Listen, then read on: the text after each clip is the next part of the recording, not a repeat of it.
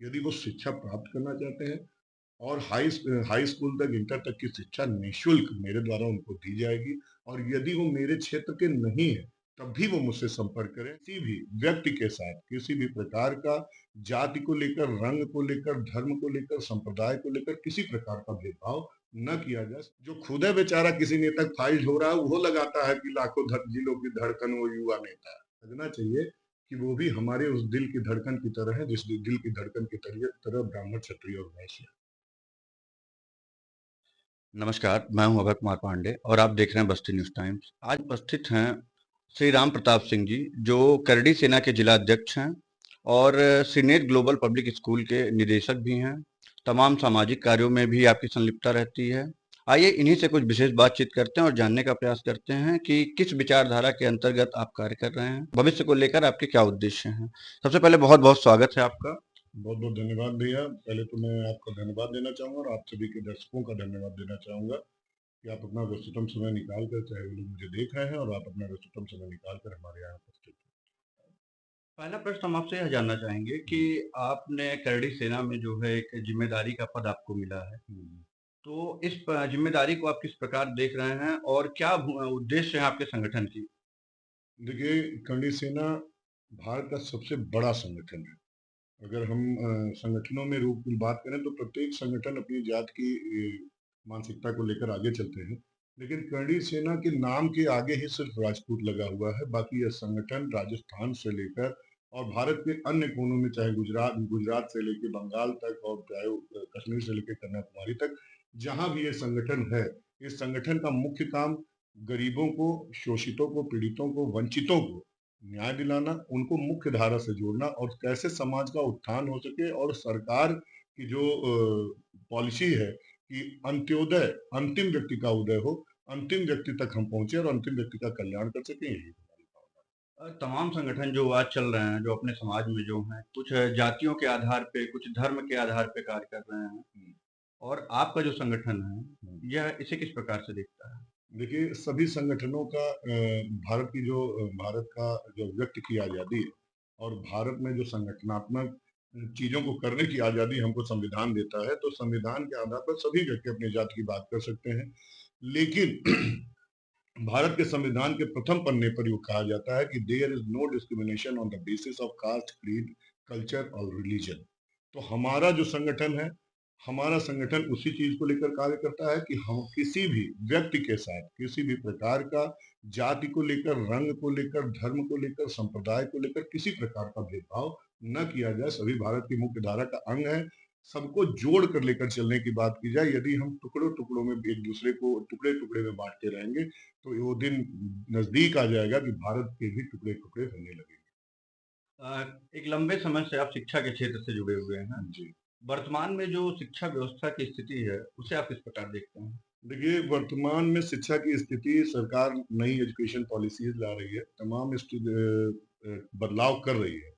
लेकिन शिक्षा की स्थिति वास्तविकता में यदि कहा जाए तो बस्ती जैसे जनपद में, और बस्ती जनपद में भारत जैसे परिवेश में शिक्षा की स्थिति शून्य है।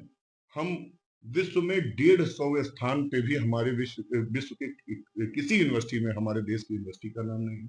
चाहे वो मेडिकल यूनिवर्सिटी हो, चाहे वो कला आर्ट यूनिवर्सिटी हो, चाहे किसी भी प्रकार की शिक्षा की यूनिवर्सिटी, कॉलेज, जो विश्व के टॉप 150 कॉलेजेस या 150 यूनिवर्सिटीज में शामिल हो। जिसका प्रमुख कारण ये है कि हमारे यहाँ शिक्षा जो है वो एक तरीके से रोजगार का अवसर हो गई है। हर व्यक्ति केवल कमाई के प्रति जोर दे रहा। आज आप गौर करेंगे, ऐसे ऐसे संस्थान है भारत में, ऐसे ऐसे संस्थान जिले में हैं कि जो एमएससी और पता नहीं बीएससी, एमएससी, डॉक्टर, एलएलबी की डिग्री दे रहे हैं। लेकिन यदि आप वहां से पढ़े हुए किसी एलएलबी के छात्र से या पूछ लेंगे कि आईपीसी के 115 के क्लॉज नंबर 36 में क्या लिखा है, या माइक्रोबायोलॉजी के स्टूडेंट से पूछ लेंगे कि जीन्स क्या है, हेरिडिटी क्या है, तो वो उसके बारे में नहीं बता पाएंगे। और ये तो मैं बहुत बड़ी दूर की बात कर रहा हूँ, डीएनए का फुल फॉर्म नहीं बता पाएंगे। दूसरी बात, मैकाले जो था, मैकाले जब भारत आया, जब अंग्रेजों ने उसे भारत भेजा कि जाओ भारत की शिक्षा व्यवस्था पे रिसर्च करके और कैसे वो इतना समृद्धशाली देश है, तो मैकाले इस बात ने जब यहाँ रहकर यहाँ के गुरुकुलों का अध्ययन किया, और सारी चीज़ों को देखा तो वो समझ गया कि भारत को यदि खंडित करना है, विश्व गुरु से भारत को ऐसी स्थिति में ले जाके खड़ा करना है कि जब 1947 का भारत आज़ाद हो तो उसके बंदूकों में गोली न रहे और उसके बोरे में राशन न रहे।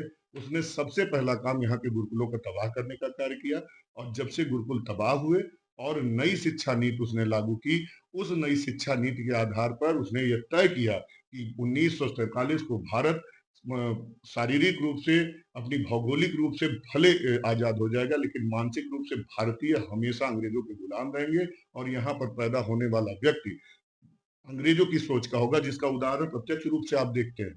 हमारे बच्चे यदि कुर्ता पैजामा पहनकर स्कूल में जाएँ, कुर्ता धोती पहन के जाएँ, यदि आपके बच्चे को पढ़ाने वाला कोई टीचर कुर्ता धोती पहने, तो आपको अच्छा नहीं लगेगा। लेकिन वही टीचर यदि वेल अप टू डेट होकर टाई, कोट, बेल्ट ये सारी चीज़ें सूटेड-बूटेड रहे, तो आपको लगेगा कि बहुत अच्छा विद्यालय है। तो हमने वेश को निर्धारित कर दिया कि ये जो वेश अंग्रेजों के थे, हमको भारत में गर्मी में हमारे बच्चे कोट पहन कर आएँ, टाई लगा कर आएँ। तो गर्मी लगती है उनको, ज़ाहिर-सी बात है। लेकिन हमने हर वो अंग्रेजी पद्धति को अपनाया जो हमें गर्त की तरफ लेके जाती। तो शिक्षा व्यवस्था को तो पूरा चौपट किया मैकाले ने और अब मैं पहले तो आपके चैनल के माध्यम से अपने विद्यार्थियों से अनुरोध करना चाहूँगा कि जो भी विद्यार्थी यदि भारत को विश्व गुरु बनाने की चाह रखते हैं, तो कम से कम 14 से 15 साल तक के बच्चे मोबाइल से बिल्कुल दूर रहें, उनके माता-पिता उन्हें मोबाइल बिल्कुल ना दें, क्योंकि ये मोबाइल ऐसी चीज़ है जिसमें 0 से लेकर और इन्फिनिटी तक की चीज़ें भरी हुई हैं और जो आपके लिए ज़रूरी चीज़ है, वो ना चाहकर भी आपके दिमाग को ऐसी जगह भ्रमित करती है कि जो गैर ज़रूरी चीज़ है, बच्चे उसको देखते हैं और तमाम ऐसे कार्य चाहे देश को विघटन के कार्य, चाहे बच्चों के मानसिक रूप से घटने का कार्य, चाहे मानसिक स्तर उनका क्षीण होने का कार्य का कम से कम 70% कारण ही मोबाइल। जैसा कि आपने बताया मोबाइल के बारे में, जब कोविड का टाइम शुरू हुआ, लोग घरों से बाहर नहीं निकल पाते थे, विद्यालय बंद थे उस समय, हुँ, तो मोबाइल के माध्यम से उन्हें शिक्षा दिया जा रहा था और वह कहीं न कहीं कुछ समय से जो है थोड़ा-सा बच्चों में मोबाइल को लेकर के एक जागरूकता या एक अटैचमेंट जो है बढ़ गई थी। हुँ। वर्तमान में जो शिक्षा व्यवस्था है, उसमें किस प्रकार से सुधार किया जाए कि बच्चों को कहीं न कहीं उस चीज़ से दूरी बनाने के लिए सहयोग कर सकें? देखिए, इसका सिंपल उदाहरण मैं इस तौर पे देना चाहूँगा, जेपीजे अब्दुल कलाम जब मिसाइल मैन भारत के बने, तो जब वो बचपन में इंटर तक पढ़े होंगे, तो मुझे नहीं लगता उस समय टेक्नोलॉजी इतनी विकसित थी कि कंप्यूटर और मोबाइल हमारे देश में थे। लेकिन आज उनके जाने के बाद ना उस तरह का राष्ट्रपति मिल पाया भारत को और ना उस तरीके का मिसाइल मैन मिल पाया भारत को। तो इस सिंपल उदाहरण से आप समझ लीजिए कि मोबाइल और टेक्नोलॉजी की आवश्यकता इंटर के पढ़ाई में उतनी ज़रूरी नहीं है, जितना ज़रूरी हमारे बच्चे बताकर हमसे मोबाइल और लैपटॉप लेते हैं। तो मोबाइल और लैपटॉप बच्चों को एडिशनल स्किल डेवलपमेंट के लिए दिया जाए और साथ ही साथ यदि वो दिया जाए तो गार्जियनशिप में रहे। आप भले कोई काम करते रहे लेकिन आपकी तीसरी निगाह आपके बच्चे के मोबाइल, आपके बच्चे के लैपटॉप पर ज़रूर है, यदि आप उसका सदुपयोग चाहते हैं। नहीं तो तमाम ऐसे केसेज़ आते हैं कि बच्चे ग्रुप्स में से दूसरे बच्चों का मोबाइल नंबर निकाल लेते हैं, उनको कॉल करते हैं, उन्हें परेशान करते हैं, माता-पिता परेशान होते हैं और आप मोबाइल चलाते हैं, आप देखते हैं कि भारत एक ऐसा देश है जहाँ पर तमाम साइटें प्रतिबंधित कर दी गई। लेकिन आज आप फ़ेसबुक चलाते हैं, कोई न कोई लिंक ऐसा निकल कर चला आएगा कि आप पढ़े-लिखे हैं, आप समझदार हैं, आप शादीशुदा हैं, आप बाल-बच्चे हैं, आप उस लिंक को तो नहीं छुएँगे। लेकिन जो 15-16 साल का बच्चा है वो उस लिंक पे जाएगा और जो चीज़ उसके लिए नहीं ज़रूरी है, वो गैर ज़रूरी चीज़ें को देखेगा और उसका दिमाग खराब होगा। ये सारी चीज़ें।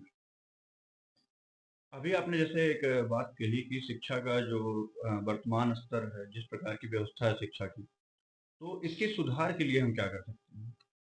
देखिए, इसके सुधार के लिए तो सभी को लगना पड़ेगा और देखिए सब विद्यालय दूसरा पड़ाव है शिक्षा का। प्रथम पड़ाव माँ और पिता और माता-पिता जो आज के परिवेश में मुझे देखने को मिलता है कि एज़ अ गार्डियन मैं गया अपने बच्चे का एडमिशन ऑक्सफोर्ड यूनिवर्सिटी में करा दिया।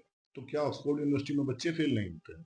मैं अपने बच्चे का एडमिशन ला मार्टिनियर में करा दिया, मैं लॉरेटो कॉन्वेंट में करा दिया, बड़े से बड़े विद्यालय में करा दिया। लेकिन वहाँ से जब बाहर आज बस्ती की स्थिति है कि बस्ती के स्कूलों से जब बच्चे निकलते हैं, आप 10 मिनट वहाँ खड़े होकर देख लीजिए, कितने अच्छे शब्दों में अपने मित्रों से बात करते हैं। कभी बचपन में जब हमारे लिए साले जैसा शब्द भी गाली हुआ करता था, आज हमारे बच्चों की भाषा शैली में उससे दुगनी बड़ी-बड़ी गालियाँ केवल मित्रों के लिए उपयोग की जा रही हैं। तो सुधार यदि करना है, तो सबसे पहले तो बच्चे को संस्कार दें। दूसरा काम, हम अपने जो कोर्स है, उन कोर्स में हम भारत में तमाम ऐसी गौरवशाली इतिहास है, उनके बारे में पढ़ाएँ। और जब तक बच्चे को जो भविष्य में बनना है, वो बचपन से माता-पिता उसके लिए प्रेरित नहीं करेंगे। सचिन तेंदुलकर इसलिए हुए क्योंकि हाई स्कूल की परीक्षा से ज़्यादा इम्पोर्टेंट उन्हें वो बैट और बल्ला लगा। और मिसाइल मैन इसलिए हुए क्योंकि जिस रामेश्वरम को बहुत प्यार करते थे, जिस रामेश्वरम से वो आते थे, अपनी माँ-बाप से बहुत प्रेम करते थे, तो उनके पिता ने उनसे खुद कहा कि आपको घर छोड़कर बाहर जाना है क्योंकि भविष्य में पढ़ना है। यदि हम अपने बच्चों को मार्गदर्शन न दे पाएँ, हमारा बच्चा पता ही न रहे कि उसको भविष्य में करना क्या है। अभी मैं आपसे थोड़ी देर पहले हमारी आपकी चर्चा हो रही थी, यदि मुझे इंजीनियर बनना है और मैं एक स्टूडेंट हूँ, तो कम से कम 5 भारत के टॉप इंजीनियर्स के नाम मुझे पता होने चाहिए। उसमें से 50% मैं प्रयास करूँगा, तो हो सकता है एक सफल इंजीनियर मैं बन जाऊँ। जब हम अपना उम्मीद, अपनी आशाएँ एसपी के लिए रखेंगे, तो हम कहीं न कहीं गिरते-पड़ते भी पुलिस इंस्पेक्टर हो जाएँगे। लेकिन जब हम पुलिस इंस्पेक्टर की भूमिका में अपने दिमाग में रखेंगे संरक्षित, तो सिपाही बनेंगे। ज़ाहिर-सी बात है जो जैसा सोचता है वैसा ही वो करता है और वैसा ही बन जाता है। 3 सिस्टम मैं विद्यार्थियों को बताना चाहूँगा, बिलीव, बिहेव, बिगेट। हम अपने बिलीफ सिस्टम को जितना मजबूत करेंगे, हमारा बिहेव वैसा हो जाएगा, हमारा बिहेवियर वैसा हो जाएगा और बिगेट उस चीज़ को हम प्राप्त कर लेंगे। आपके चैनल के माध्यम से एक छोटा-सा मैं वाकया बताना चाहूँगा। एक बहुत बड़े बास्केटबॉल के खिलाड़ी रहे माइकल जॉर्डन। आपको उनके बारे में जानकर आश्चर्य होगा कि उनके पिताजी ने उनको एक फटी पुरानी टी-शर्ट एक बार दी और कहा कि जाओ बेटा इसको $1 में बेच के आओ। वो ये नहीं सोचा कि फटा पुराना टी-शर्ट $1 में कैसे बिकेगा।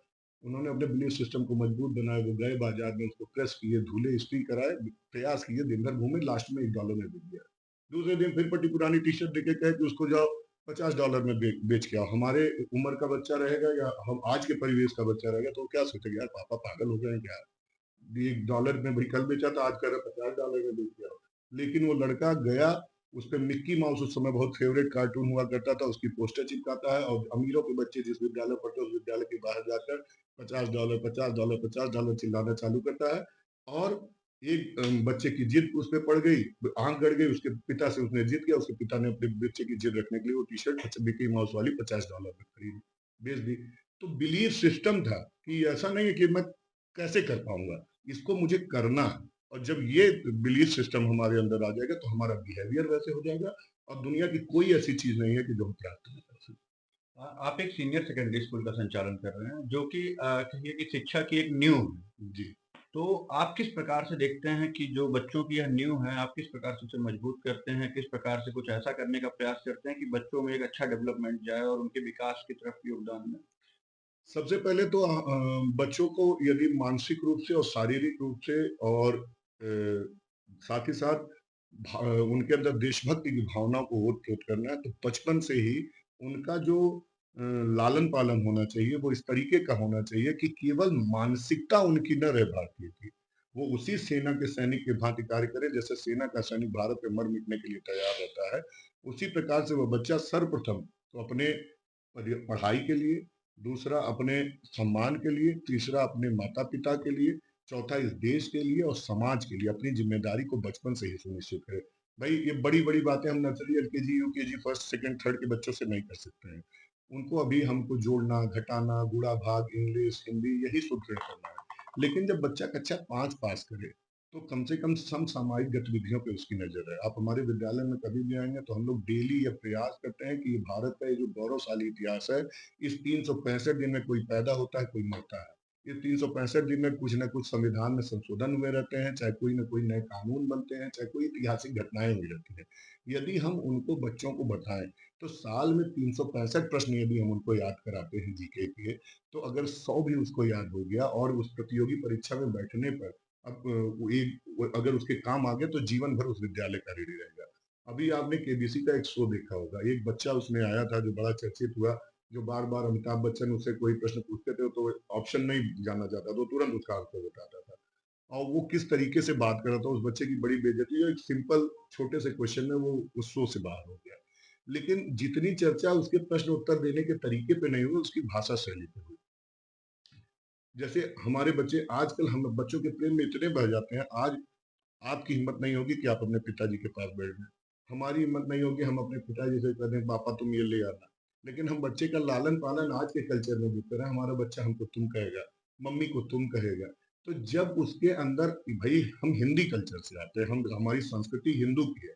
हमारे यहाँ यू शब्द नहीं है कि आपके लिए भी यू और कि तुम के लिए भी यू। हम आप बड़ों को आप और छोटों को तुम, कम से कम इस अंतर को उनके अंदर इस तरीके से बैठाएँ, यदि वो सम्मान करना सीख गया किसी भी चीज़ का, अपने परिस्थिति का, अपने परिवेश का, अपने देश का, अपने माता-पिता का, तो ज़ाहिर-सी बात है वो जीवन में डीएम बने न बने, कलेक्टर बने न बने, लेकिन जीवन में ऐसी जगह ज़रूर खड़ा रहेगा कि जहाँ उसकी पढ़ाई उसे याद आएगी। आप पत्रकारिता कर रहे हैं, मैं बच्चों को पढ़ा रहा हूँ। यहाँ पे बताइए पाइथागोरस प्रमेय के आपके जीवन में कहीं भी आपके डेली रोज़मर्रा की स्थिति में लागू हो रहा है? आप किसी से बैठते होंगे तो पहले पाइथागोरस थ्योरम तो लगाते नहीं होंगे। लेकिन आपके गुरुओं ने यदि आपको प्रश्न करने की ताकत दी, आपको समाज में बोलने की क्षमता दी, तो आज वही आपके लिए ढाल बनकर कार्य कर रहा है और आपकी कलम में और आपकी माइक में वो ताकत है कि आप जिन समस्याओं को उठा पा रहे हैं और लोगों से सवाल कर पा रहे हैं। तो शिक्षा का मेन उद्देश्य ये है कि वो हमको आत्मनिर्भर बनाए। हम सरकारी नौकरी पाए ना पाए, लेकिन हम इस लायक तो हो जाएंगे कि अपने जीवन में कुछ न कुछ तो कर ले जाएंगे। तो शिक्षा का आप एक संगठन से जुड़े हुए हैं। अभी आप तो पहले शिक्षा में क्षेत्र में थे। वर्तमान में जो है आप संगठन में हैं, राजनीति में भी आ रहे हैं। कहीं न कहीं आप एक चीज़ नहीं देख रहे हैं कि राजनीति में शिक्षा का महत्व नहीं लोगों को दिख रहा है। देखिए समस्या सबसे बड़ी ये है कि चपरासी का भी भारत देश में परीक्षा होता है। यदि आप सफाई कर्मी का भी परीक्षा कराते हैं, लेकिन पता नहीं क्या ऐसा कारण है कि देश की सर्वोच्च कुर्सी पर बैठने वाले व्यक्ति को किसी भी प्रकार की परीक्षा की आवश्यकता नहीं होती है। उसके लिए केवल जनमत होना चाहिए। यदि 100% में से 51% उसके साथ है तो वो नेता बन जाएगा। तो कहने का मतलब है जब तक शिक्षित व्यक्ति, योग्य व्यक्ति, युवा व्यक्ति सरकार में शामिल नहीं होगा, प्रशासन में शामिल नहीं होगा और नेतृत्व तो नहीं करेगा, जाहिर सी बात है तब तक राजनीति ऐसी ही होती रहेगी। और ये जातिगत राजनीति और ये अनपढ़ों की राजनीति हमेशा से देश के लिए एक गड्ढा खोदने का काम किए हैं। और आप ये बताइए, हम लोग पहले भी हाईवे से जाते थे, हम लोग हाईवे से जाते थे, फास्टैग नहीं था, आज से 10 साल पहले नहीं था, टोल इतने ज़्यादा नहीं थे। हम लोग 200 का 70 रुपए, 200 रुपए आने जाने का 200 रुपए में लखनऊ तक का कटा लेते थे, चले आते थे, चले जाते थे। गाड़ी उसी तेज़ी से जाती थी। आज फास्टैग भी लगता है, आप गाड़ी खरीदते हैं, रोड टैक्स भी देते हैं, आप सड़क पे चलते हैं, फास्टैग देते हैं, फास्टैग के बाद नहीं है तो उसपे जुर्माना भी देते हैं। गाड़ी खरीदते समय जीएसटी देते हैं, एसजीएसटी देते हैं। हर एक छोटे से छोटा व्यक्ति इस देश में कहीं न कहीं इस देश को आगे बढ़ाने में कुछ न खाना खा रहा है तो टैक्स दे रहा है। लेकिन उस टैक्स का उपयोग आप सोचिए, जब मोबाइल का रिचार्ज 349 रुपया हो गया है, तो ये हज़ारों हज़ार रुपया भत्ता क्यों सरकारों में बैठे हुए पदों पर बैठे लोगों को मिलता है कि आपको 50,000, 10,000, 20,000, 15,000 आपका मोबाइल भत्ता हो गया। आप क्यों दे रहे हैं? ये हमारा पैसा बर्बाद हो रहा है। और जब तक ये चीज़ें नहीं रहेंगी, भई उनके लिए पेंशन है। वो एक पद प्राप्त किए, उसकी पेंशन आजीवन पाएँगे। दूसरा पद प्राप्त करेंगे, उसकी पेंशन आजीवन पाएँगे। और जो शिक्षक इस देश को आगे ले जाने का कार्य कर रहा है, उस शिक्षक की ड्यूटी अब कुत्ता गिनने में लगाई जा रही है। वो शिक्षक अपनी पेंशन के लिए लाठियाँ खा रहा है, लाइन में लग रहा है। वो शिक्षक नौकरी के लिए परेशान है। उनको पेंशन नहीं देंगे। जो नई नौकरी में आ रहे हैं उनको पेंशन नहीं देंगे, लेकिन आप यदि एक एमपी बन गए तो उसकी पेंशन पाइए, विधायक बन गए तो उसकी पेंशन पाइए, और वो हमेशा चलती रहेगी। और अपना भत्ता बढ़ाने के लिए ये राजनेता हमेशा किसी भी पार्टी के हो जाए तो एक हो जाते हैं। लेकिन यदि कोई अच्छी बात आपको करनी हो और देश के लिए कोई अच्छा कार्य करना हो, तो उसके लिए आप ही के लिए संविधान है, आप ही के लिए कानून है, आपके लिए हर व्यवस्था है। सिंपल सी बात, सरकारी विद्यालय बनते हैं और एक दूसरा व्यक्ति वहीं विद्यालय खोलना चाहता है, कोई रोजगार करना चाहता है। हमारे rules and regulation, paper work India में इतना ज़्यादा है, और वो पेपर वर्क जब तक रहेगा, तो यहाँ पर भ्रष्टाचार, कमीशनखोरी, घूसखोरी बढ़ती रहेगी। हमको यदि देश को घूसखोरी और भ्रष्टाचार से बचाना है, और शिक्षा में राजनीति में शिक्षित व्यक्तियों को लाना पड़ेगा। और जब शिक्षित व्यक्ति रहेंगे तो ज़ाहिर-सी बात है राजनीति अच्छी होगी, अच्छे लोग होंगे और स्वस्थ चर्चाएँ होंगी। जैसे आपने कहा कि शिक्षित लोगों को राजनीति में आने की आवश्यकता है। क्या तैयारी है आपकी? मेरी कोई तैयारी नहीं है और मैं आपके माध्यम से आश्वस्त कर देना चाहता हूँ कि मेरे लिए सबसे बड़ा मेरे जीवन का मुख्य उद्देश्य है जो है मेरा विद्यालय। मुझे बच्चों को शिक्षा देने में, बच्चों के साथ गुजारने में, मैं अपने 100 कार्यों को छोड़कर अपने बच्चों के साथ रहना चाहता हूँ। राजनीति में मेरी कोई दिलचस्पी नहीं है। संगठन को मैंने इसलिए केवल ज्वाइन किया कि देश हमें देता है सब कुछ, हम भी तो कुछ देना सीखें। समाज में मैं करणी सेना में था या नहीं था, हमेशा से आपने देखा होगा, मैंने बहुत पहले ही, मैं कोविड में मैंने विद्यालय चलाया, निःशुल्क विद्यालय चलाया, कम से कम 70 लाख से 1 करोड़ की फीस बच्चों की माफ कर दिया। माफ, अच्छा उसको आप चाहे इसको प्लस पॉइंट में ले लें, माफ कर दिया, और चाहे नेगेटिव पॉइंट में ले लें कि ग्रामीणांचल का विद्यालय मिलने वाला ही नहीं था। तो दोनों तरह से कर सकते हैं। और दूसरा, मैंने अपने पूरे विद्यालय को रैन बसेरे में कोविड के समय में जो कोविड क्वारंटीन हो रहे थे लोग, पीछे जो स्कूल है छोटे थे, मैंने अपना पूरा स्कूल क्वारंटीन सेंटर में दे दिया। हमारे एक प्रबंधक भाई थे श्री अशोक तिवारी जी, अब हम लोग के बीच नहीं रहे, हम 2 लोग ने विद्यालय दिया था और तमाम बस्ती के विद्यालयों ने दिया था। साथ ही साथ मैं आपसे भी निवेदन करना चाहूंगा, अपने फेसबुक पोस्ट से मैंने शेयर भी किया था, ऐसे बच्चे जिनके पास उनके माता पिता नहीं है, या ऐसे बच्चे जिनके माता पिता इस कैपेबल नहीं है, वो निर्धन है और पॉवर्टी लाइन से नीचे आते हैं, यदि वो शिक्षा प्राप्त करना चाहते हैं और हाई स्कूल तक, इंटर तक की शिक्षा निःशुल्क मेरे द्वारा उनको दी जाएगी। और यदि वो मेरे क्षेत्र के नहीं है, तब भी वो मुझसे संपर्क करें। मैं प्रयास करूंगा, अपने विद्यालय प्रबंधक लोगों से प्रयास करूंगा, लोगों से मिलकर प्रयास करूंगा। अपने यानी वाई के संगठन में मैं उसका हिस्सा हूँ, अपने करड़ी सेना के संगठन में मैं हूँ, और समाज के जितने भी संगठन, सभी का साथ और सभी का प्रेम मेरे पास है। मैं सबसे प्रयास करके उनको शिक्षा के स्तर पर, इंटर तक की शिक्षा में किसी प्रकार की कमी नहीं होने दूंगा, ये बात। और यही मेरे जीवन का एक लक्ष्य है कि हम कहते हैं ना कि जैसे हम लोग जब छोटे थे तो हमारे माता पिता कहते थे, यार हमको पढ़ने का अवसर नहीं मिला, नहीं तो हम कहाँ होते, तुम लोगों को यार इतना हम पढ़ा रहे हैं लेकिन तुम कुछ लायक नहीं हुए। तो कल को वो बच्चा अपने बच्चे से ये ना कर पाए, पढ़े, इतना पढ़े कि जब तक इस काबिल हो जाए कि वो अगर एक्सेल भी जान गया तो 15,000 रुपए की नौकरी पाएगा, तो इतना काबिल उसको बन जाए कि वो भूखों न मरे, अंडे का ठेला न लगाए, कोई ऐसा काम न करे जो उसके स्वाभिमानता को ठोस पहुंचाए। तो यही कारण अभी आपने बताया कि जैसे जो शिक्षित युवा हैं, उन्हें है। राजनीति में आने की आवश्यकता है, जी, और आप जैसे शिक्षित युवा राजनीति से किनारा कर रहे हैं, इसे आप किस प्रकार से देखिए, देखते हैं? राजनीति में जाने से पहले एक सबलता जरूरी है, और सबलता इस तरीके की जरूरी है कि लोगों में आपकी, पहले नेता होते थे, अब अभिनेता। नेता वो थे जो सरदार पटेल थे, जिनके लिए कभी ऑन कैमरा रिकॉर्डिंग नहीं। नेता महात्मा गांधी थे, जब उन्होंने दांडी मार्च चालू किया तो उनको पैसे और साड़ी और शराब देकर भीड़ नहीं बुलानी पड़ी। लेकिन आजकल के नेता, आज तो फॉर्च्यूनर गाड़ियों पे स्टिकर लगाकर, स्कॉर्पियो गाड़ी की रैली दिखाकर, कौन सबसे बड़ी रैली जाकर अध्यक्ष जी का स्वागत करेगी, तो वो नेता निर्धारण करना है। और नेतागिरी में सबसे बड़ी चीज है चाटुकारिता। तो पहली बात तो ईश्वर से मैं बड़ा शुक्रगुजार हूँ कि मैं क्षत्रिय कुल में जन्म लिया हूँ, और मेरे जीवन में मैंने चाटुकारिता नहीं सीखी। मैंने अपने जीवन में, मैं बड़ा भाई हूँ अपने परिवार में, और मैंने, मेरे पिताजी 6 भाई हैं, लेकिन मैं आज तक अपनी माँ के अलावा मैं अपने पिताजी से 20 रुपया मांगने में संकोच करता हूँ। तो ये राजनीति जैसी चीज कि मैं घर घर जाके लोगों से अपने लिए वोट मांग पाऊं, कम से कम मैं 50-60 की इस उम्र में यदि मैं कुछ ऐसा कर जाऊं कि नेता लायक हो जाऊं, तब मैं अपने आप को देखता हूं कि हाँ, राजनीति में मेरी एंट्री है। तो अभी मेरी कोई एंट्री राजनीति में तमाम युवा नेता जो आजकल आ रहे हैं, इन्हें आप देख रहे होंगे कि उनके पास ना तो राजनीति की कोई समझ है, ना कोई भी उनका एक बैकग्राउंड है। बस युवा नेता करके वो आगे बढ़ जाते हैं। उनके लिए आप क्या कहना चाहेंगे? नहीं। देखिए, फिर मैं कहूंगा, इन सब का कारण सोशल का सबसे बड़ा समस्या सोशल मीडिया है। रील का ट्रेंड चल रहा है, गाना बजता है, लाखों दिलों की धड़कन युवा नेता है। तो तमाम नेताओं वाले गाने बसे हैं कि रामचंद्र जी कृपा करा कि आई अब की साल, तो बनी विधायक लागे अवध में, तो काल, ऐसे गाने चल रहे हैं। तो ये जब गाना हम खुद सोचते हैं कि यदि यार 36-37 की उम्र हो गई, अब अगर 18 की उम्र में ऐसा गाना चलता है, तो हम लोग भी रामबाग में पढ़ते थे, रामबाग से निकलते उस समय एपीएन और केडीसी के चुनाव, आप जान ही रहे हैं, सरगर्मियों के चुनाव होते थे, तो हम लोग को भी लगता था कि हाँ, राजनीति।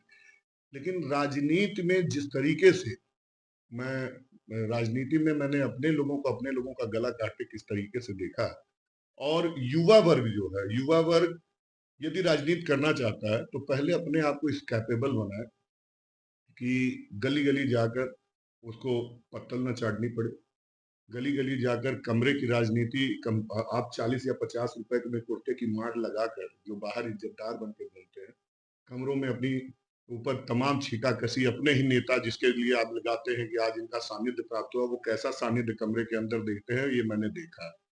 तो नेता यदि बनना है, जन समर्थन इकट्ठा करिए, लोगों के दुख-सुख में खड़े रहिए, लोग अपने आप को ताकतवर बनाइए। जिस दिन आप ताकतवर हो जाएँगे, जयाप्रदा मुझे लगता है संसद की सबसे रूड सांसद है राज्यसभा की, लेकिन अमिताभ बच्चन की वो वाइफ है, तो उनको टिकट आसानी से मिल जाता है। अरुण गोविल इतना कैपेबल हुए कि उनको जानने में देश में कहीं कोई कमी नहीं छोड़ी, तो बुढ़ौती में लड़े और सांसद हो गए। हेमा मालिनी आज भी सांसद है, धर्मेंद्र सांसद हो गए। तो ये ऐसे एग्जाम्पल जमीनी नेता भी है, जमीनी नेता चंद्रशेखर सिंह जी थे, जमीनी नेता वीपी सिंह जी थे, जमीनी नेता मुलायम सिंह जी थे, जमीनी नेता भालचंद्र जी थे, सुखपाल पांडे जी थे, हरीश द्विवेदी जी थे। ये ऐसे बैकग्राउंड थे, जगदम्बिका पाल जी थे, इनके पास कोई बैकग्राउंड, राजनीतिक बैकग्राउंड नहीं था, लेकिन लड़े, लोगों के लिए खड़े रहे, अपने लिए काम किए। राम प्रसाद चौधरी जी अपने लोगों के लिए हैं। आज मैं देखिए, मैं तो समर्थक के रूप में मैं कहूँ, मैं भारतीय जनता पार्टी का, क्योंकि बचपन से हम लोग सनातन के विद्यालय में पढ़े, तो एक तरीके से विद्या भारती के विद्यालय में पढ़ने के कारण आरएसएस ब्लड में है। लेकिन मैं मायावती जो करने में सफल नहीं रहे, वो मुलायम सिंह करने में सफल हो गए। मुलायम सिंह सफल ये हो गए कि आज हम यादव को जाति सूचक सब में यादव जी करके बुलाते हैं। उन्होंने अपने समाज का वो उत्थान किया कि आज उन्होंने अपलिफ्टमेंट कर दिया अपने वर्ग को। जो कभी कहा जाता था कि ठकुर एक बुद्धि अहिर बल, तो उस पीढ़ी, उस चीज से उठाकर उन्होंने ऐसी जगह स्थापित कर दिया कि आज हम अपने यादव भाइयों को यादव जी और सम्मान के साथ बैठाते हैं, बोलते हैं, समाज का अंग मानते हैं।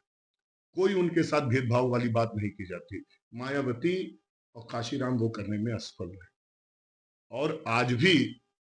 और इस असफलता का सबसे प्रमुख कारण है हमारे देश में हमारी सरकारों द्वारा दिया जाने वाला जाति प्रमाण पत्र। सरकार उन्हें उन्हीं जातिवाचक शब्दों से सूचित कर रही है, जिसको यदि आप और हम उन्हें यदि अकेले में बैठकर बोल दे, तो हम आपको SC/ST एक्ट में फंसाया जा सकता है। तो और इसका तमाम उदाहरण, हमारे देश की शिक्षा को व्यवस्था करने में कार्ल मार्क्स और मैकाले ने कोई कसर नहीं छोड़ी। आपको जानकर आश्चर्य होगा कि जिस समय इंग्लैंड में केवल 60,000 विद्यालय थे पूरे इंग्लैंड में, उस समय भारत में लगभग 2 लाख से ज्यादा गुरुकुल थे। भाई, विमान शब्द आज हम लोग प्लेन की जिक्र करते हैं, बताया जाता है कि प्लेन बाद में बना, लेकिन पुष्पक विमान हमारे रामचरितमानस में लिख दिया गया। मैकेनिकल इंजन के उदाहरण हम देते हैं कि चलत विमान कोलाहल, भाई हमारे तुलसीदास ने तब लिख दिया कि जब इंजन कोई चलेगा तो आवाज होगी। सत योजन सिंधु लागे, मैथमेटिक्स तभी लगा दिया कि 100 योजन का समुद्र था। तो नालंदा और तक्षशिला, बख्तियार खिलजी ने नालंदा और तक्षशिला जैसे विद्यालयों को खत्म करके हमारे देश में, क्या हमको तब संस्कृति पढ़ाया जाता था? हमें हर चीज पढ़ाई जाती थी। हमें मतलब कोई ऐसी शिक्षा नहीं थी जो भारतीयों के पास थी नहीं। लेकिन अंग्रेजों की कॉपी करके अंग्रेज बनने की दौड़ में हम अपने भाइयों को भूलते जा रहे हैं, अपने संस्कारों को भूलते जा रहे हैं। और मुझे इस पे कन्हैया मित्तल की एक चौपाई याद आती है कि जब तक कि धर्म से ऊंची कोई जाति नहीं होती और कंधों से ऊंची कोई छाती नहीं होती। हमको यदि आगे बढ़ना है, तो जितना स्थान इस समाज में राजपूत का है, उतना ही समाज में स्थान उस हरिजन भाई का भी होना चाहिए। और दूसरी सबसे चीज, यदि देश को आगे ले जाना है, आरक्षण कभी भी धर्म के और जाति के आधार पर नहीं होना चाहिए। आरक्षण हमेशा आवश्यकता के आधार पर होना चाहिए। जो भी निर्धन है, वो चाहे क्षत्रिय हो, चाहे वो ब्राह्मण हो, चाहे वैश्य हो, चाहे शूद्र हो, उसे आरक्षण मिले। वो व्यक्ति जो समाज के ऊंचे पायदान पर बैठ गया है और वो आरक्षण का लाभ ले रहा है, जब तक ये चीज रहेगी, तब तक। मेरा एक मित्र है, वो 99.48% पाकर तो JRF का नहीं निकाल पाया, लेक्चरर नहीं हो पाया, क्योंकि वो ब्राह्मण थे। और जबकि 99.18 पाकर, एक वो भी तेज ही बच्चा था, 99.18% भी JRF में पाना बहुत बड़ी बात है। लेकिन कहीं ना कहीं उस बच्चे के साथ तो अन्याय हुआ ना, जो 99.48 पाया और 99 उसका सिलेक्शन नहीं हुआ, 99.18 वाले का सिलेक्शन हुआ। तो देश को आगे ले जाना है, तो यूनिफॉर्म सिविल कोड, समान नागरिकता, समान शिक्षा, समान सम्मान, सभी लोगों तक पहुंचना और सभी लोगों का कल्याण, इस मूल मंत्र में, और इसी मूल मंत्र को लेकर भारतीय जनता पार्टी काम भी कर रही है, सबका साथ सबका विकास। वो तो जाए अलग बात है कि मानसिकता से हम लोगों की अभी कुछ चीजें नहीं निकली है। हमारे संविधान में भले लिख दिया जाए कि जो शुरुआत में हम लोगों ने बात की कि कास्ट क्रीड के आधार पर कोई डिफरेंसेस नहीं होने चाहिए, लेकिन पांडे जी, और चाहे मैं क्षत्रिय हूँ, हम लोग के घर में भी कोई आता है तो एक बार माताएं बहनें कहती कौन आया है, मैंने देख लिया, हम लोग प्लास्टिक का गिलास लेके जाते हैं। इसीलिए शादियों में ये कल्चर खत्म हुआ कि इसलिए शादियों में प्लास्टिक के गिलास रखे जाते हैं। तो ये भावना खत्म करनी होगी, उन्हें ये लगना चाहिए कि वो भी हमारे उस दिल की धड़कन की तरह है, जिस दिल की धड़कन की तरह ब्राह्मण क्षत्रिय और वैश्य है। तब समाज में एकता जाएगी, तभी समाज आगे जाएगा। जैसा कि अभी आपने बात किया जातिगत जो आरक्षण है, उस पे आपके जो संगठन है उसका क्या जो है स्टैंड है? देखिए, जातिगत आरक्षण को लेकर हमारा संगठन एकदम क्लियर स्टैंड है संगठन का कि रिजर्वेशन बेसिस ऑफ होना चाहिए इनकम, कोई भी हो। तमाम ऐसे क्षत्रिय परिवार के लोग हैं जिनके घर 2 टाइम खाने को नहीं है, जो यदि दाल चावल सवेरे खा ले रहे हैं तो रोटी सब्जी की आवश्यकता उन्हें पड़ेगी। तमाम कास्ट परिवार में लोग हैं, तमाम ब्राह्मण परिवार में लोग हैं। तो क्यों भाई, यदि हम इन क्यों जनरल की 50% में सभी लोग आ जाते हैं, लेकिन उनके 50% में जनरल नहीं जा पाता? तो इसका मतलब कहीं ना कहीं ये जो आरक्षण है वो कहीं ना कहीं जनरल के लिए तो सबसे कम है। और यदि हम इसी को कर दे कि 25%, 30% आरक्षण सभी के लिए, अभी हम लोगों को एक झुंझुना दिया गया 10%, कि 10% का आरक्षण जो सरकार ने दिया है सवर्णों के लिए कि वो भी उस पे पा सकते हैं, क्या नाम है इनका, ईडब्ल्यू, इकोनॉमिक वीकर सेक्शन पे। तो ये क्यों झुंझुना दे रहे हो भैया? ईडब्ल्यू सभी के लिए लागू कर दो। मायावती जी यदि आज मुख्यमंत्री हो गई, तो मायावती जी मुख्यमंत्री हो गई तो उनका कुनबा सुधर गया। अब मायावती जी को आरक्षण की आवश्यकता नहीं है। तो इस चीज का हमको ध्यान रखना पड़ेगा, और यही क्लियर स्टैंड है राष्ट्रीय राजपूत गढ़ी सेना का कि आरक्षण जो है, ये आरक्षण का लाभ सीधे सीधे ईडब्ल्यूएस के आधार पर हो और उसी के आधार पर उनकी कैटेगरी सेट की जाए, उसी हिसाब से आरक्षण दिया तमाम अभी आपने गाने सुनाए, मुझे लगता है संगीत का भी आपको बहुत अच्छा शौक है। जाए। मैं एक चीज ये पूछना चाहूंगा कि वर्तमान में जो भोजपुरी संगीत से हाँ, समाज में एक अश्लीलता फैलती है, उस पर आप कुछ कहना चाहेंगे? देखिए, मैं इसके लिए शुद्ध रूप से दोषी हमारी जनता है। जितनी संख्या भारत में नहीं है, जितने हमारे यहाँ जनसंख्या ने, उससे ज्यादा मिलियन व्यूज चले जाते हैं एक एक गाने पवन सिंह जी, खेसारी लाल यादव के। और जब चुनाव लड़ते हैं तो लोटिया डूब जाती है। तो अभी आपने नेता वाली बात पूछी कि ये मिलियन व्यूज, ये फॉलोअर्स, ये सारी चीज गांधी जी के जमाने में, वल्लभ भाई पटेल के जमाने में, लाल बहादुर शास्त्री के जमाने में नहीं थी, लाला लाजपत राय के जमाने में नहीं थी। हम आप शायद परिकल्पना नहीं कर सकते हैं कि भगत सिंह को जानने वाले लोग, उनके जब उनकी डेथ हुई, फांसी हुई और जेल के बाहर लाखों लाख की भीड़ जुटी थी, तब ये पोस्टर, ये मोबाइल सिस्टम नहीं था। तो नेता यदि बनना है तो नेता बनिए, लेकिन ऐसा नेता न बनिए कि आपके जाने के बाद जो परिवार में लोग हों वो बैठकर आपके नाते गाली सुने। ऐसा नेता न बनिए। और ये जो गाने हैं, भोजपुरी गानों की जो आप बात कर रहे हैं, भिखारी ठाकुर को कोई नहीं याद करता, क्योंकि उन्होंने अच्छे गाने गाए, भोजपुरी को आगे ले जाने के गाने गाए। लेकिन आज हम ऐसे लोगों को गानों को पसंद करते हैं जो गाने आप अपनी बहन, बेटी, माता के साथ सुन नहीं सकते हैं। जो गाने आप ही के घर के शादी ब्याह में यदि डीजे बज जाते होंगे तो आप जाकर बंद कराते हैं। लेकिन इस फिर वही एजुकेशन की कमी है कि हम वही गाना छुप कर सुनेंगे, दोस्तों के साथ गाड़ी में बैठ के जाएंगे तो डीजे पे तेज करके गाड़ी का साउंड उसी गाने पे तेज बनेगा। जो खुद है बेचारा किसी नेता तक फाइल हो रहा है, वो लगाता है कि लाखों जिलों की धड़कन वो युवा नेता है। और भोजपुरी में, और ये देखिए इसका सिंपल कारण है जो एजुकेशन और जो हमारा मीडिया है। मीडिया क्या दिखाता है? आप एनवी का डीओ लगाए, 2 बार छिड़के, लड़की ऊपर आकर आपकी टंग गई, वो उतर ही नहीं रही, क्योंकि आपने महिला को तो उपभोग की वस्तु बना दी ना। यत्र नार्यस्तु पूजन्ते रमन्ते तत्र देवता वाले देश में आपने महिलाओं को, आप बढ़िया मोटरसाइकिल लेकर गए, वो लड़की मुड़कर देखने लगी। आप पार्टी में गए, कोई परफ्यूम लगाए, लड़कियां आप आके आपके ऊपर गिरने लगी। आप फिल्म में तमाम लड़के, कोई हैंडसम लड़का जा रहा था, उसको देखकर क्या आ रहा है, हर जो बच्चा छोटा है वो तो ये देख रहा है, हाँ यार मैं भी डीओ लगाऊंगा। नॉर्मलाइज वो देखने का प्रयास करा कि हम भी लगाएंगे तो अच्छा होगा, वो विजुअलाइज कर रहा है, दिमाग में उसके वही ख्याल चल रहा है। तो समस्या ये है कि जब तक महिला उपभोग की वस्तु रहेगी, और माताओं बहनों से यही निवेदन है, हम आप आखिरी जनरेशन है कि जिनकी माँ के पास आंचल था। अब आने वाली जनरेशन के माँ के पास आंचल नहीं, क्योंकि माँ खुद जीन्स और टॉप में घूम रही है। तो महिलाओं से बस यही निवेदन है कि कपड़ा कुछ भी पहने, वो उनकी, क्योंकि अभी मैं ये बोल दूंगा तो एक तमाम वर्ग खड़ा हो जाएगा कि भैया ये आपकी सोच है। मेरी कोई सोच नहीं, आप स्वच्छंद है, कोई वस्त्र पहने, वो आपका शरीर है, आप पहन सकते हैं। लेकिन संस्कार अपने बच्चों को वो दें कि जो संस्कार आपके न रहने पर वो बच्चा जीवन पर्यंत आपको माँ के रूप में याद करे।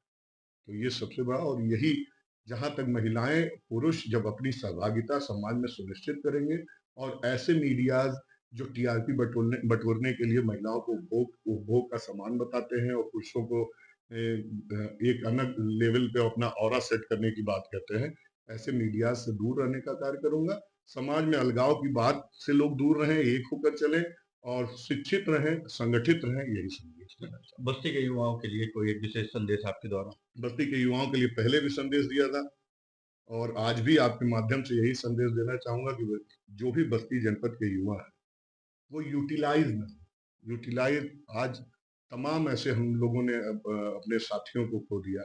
ऐसे आज हमारे बीच में तमाम साथी जो आज गरीबी का दिन काट रहे हैं या किसी के पीछे टहल रहे हैं, उसका सबसे बड़ा कारण, जब आप जवानी का समय जो है, जो आप अपने जब बच्चे को यदि कमाना है, पहले के लोग कहते थे कि होनहार विद्वान के हो चीखने पात।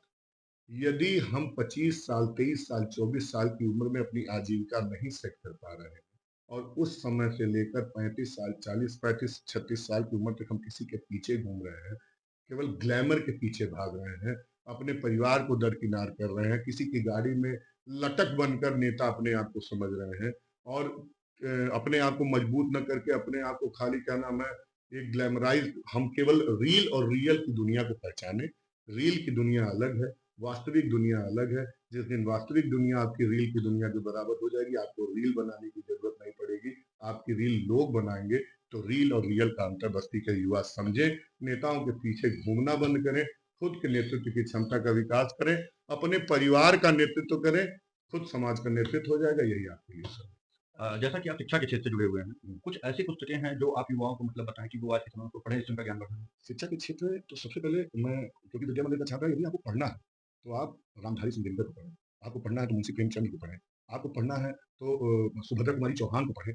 मतलब इन लोगों की किताब, रश्मिरथी पढ़ लीजिए, कि रश्मिरथी कविता को जब आप पढ़ेंगे कि टकमक टकमक दिग्गज डोले, भगवान के ठोकर बोले, हंसा दुर्योधन, मां मुझे दम है तो आकर साथ मुझे, तुम दे दो केवल 5 ग्राम, रखो अपनी धरती तब हम वही चीज खाएंगे, प्रजन पर से उठाएंगे। ये कविता में पूरा महाभारत का सार उन्होंने लिख दिया। सुभद्रा कुमारी चौहान के बारे में जब उन्होंने सैनिकों के ऊपर कविता लिखी, मुंशी प्रेमचंद जो हमारे समाज के परिवेश को इतने गोदान पढ़ लीजिए, मूंगफली वाला, काबुली वाला पढ़ लीजिए। ऐसी तमाम किताबें हैं जो, और समस्या लोग पढ़ना ही नहीं चाहते हैं।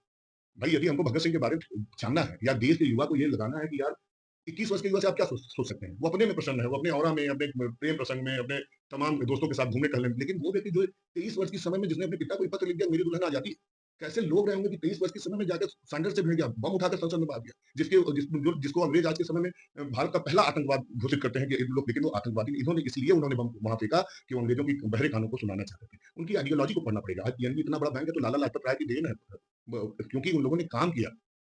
और जब तक हम लोग ये पढ़ेंगे नहीं एक दूसरे को, और जब तक जानेंगे नहीं और ज्यादा से ज्यादा साहित्य का अध्ययन नहीं करेंगे, तो हम, जाहिर सी बात है, नारा तकबीर और अल्लाह अकबर और जय श्री राम में लगे रहेंगे, और ये लगाते लगाते नारा जीवन बीत जाएगा। तो न राम में रहेंगे न रहीम में रहेंगे। इसलिए पढ़िए, शिक्षित रहिए, समर्थ होइए, सशक्त होइए, तब देश में नेता बनने की बात करिए। बहुत बहुत धन्यवाद।